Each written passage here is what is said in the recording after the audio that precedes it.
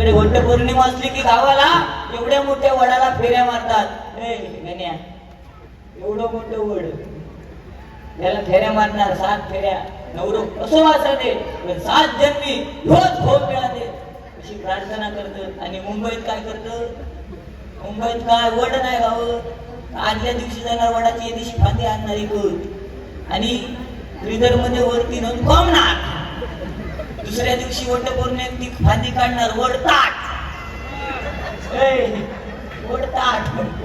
मग ते वडा काय करणार, त्या फांदी काहीतरी चिकपाटात भरणार तेव्हा तांब्यात ठेवणार आणि असं दोरो घेणार नाही म्हणा वडा पाव वडा पाव. पूर्व येणार नाही म्हणणार मग मी नुसतं वडा पाव चटणी नको. तुमची परिस्थिती आहे मुंबईत. आम्ही बघ गावात पंखो लाव म्हटल्यावर लावले लगेच हवा येईल की नाही तुका. उष्माघात एवढा वाढलाय की पाणी पिणं गरजेचं आहे. 10 मिनिटात पाणी पिऊ काय हे सुद्धा भजनाच्या माध्यमातून सांगणं गरजेचं आहे. बरोबर ना. आपल्याकडे ग्लुकोजची पावडर ठेवणं गरजेचं आज काळाची गरज आहे. या उष्माघातात कधी कोणता काय होईल. बरोबर ना. आज इथे बसलोय एवढी गरमी झाली आहे काय सांगायचं. आपला आपल्या कळता तरी सुद्धा तू चाय पितो पण पिऊ गई कारण गरमी मारतात. बाकी तू गुलाम झाला. भावाने म्हणलं भावाची साथ सोडली नाही पाहिजे. पण भावाचं लगीन झालं काय त्याला साथ सोडूचीच लागतात. कारण त्याची बायको आहे ना. ती बायको आपल्या भावाक सांग तुमच्या भावाक सांगाण ठेवा नाहीतर तुमचा काय खरा नाही. काही बिचार भाव साधं असतं माझ्यासारखं त्याला माहिती आपल्या त्या गावाचा नाही होईल पाणी. काही तो भावाक सांगणार भावा बहिणीच्या भानगडीत पडा नको. भावाची भावात साथ कशी द्यायची.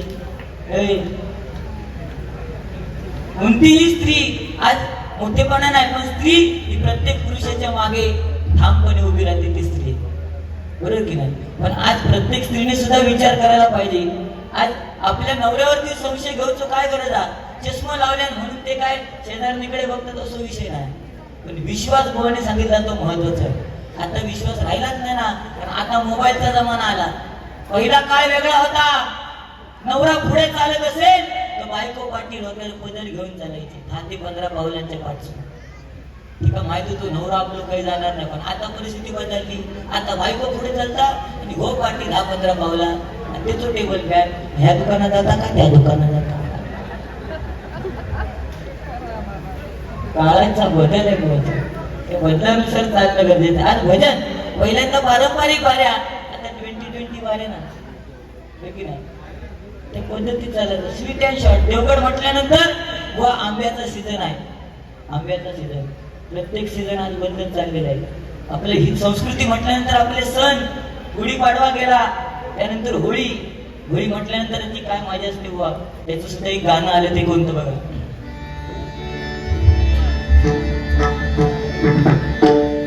क्षणरंगाचा आनंदाचा सण हा होळीचा.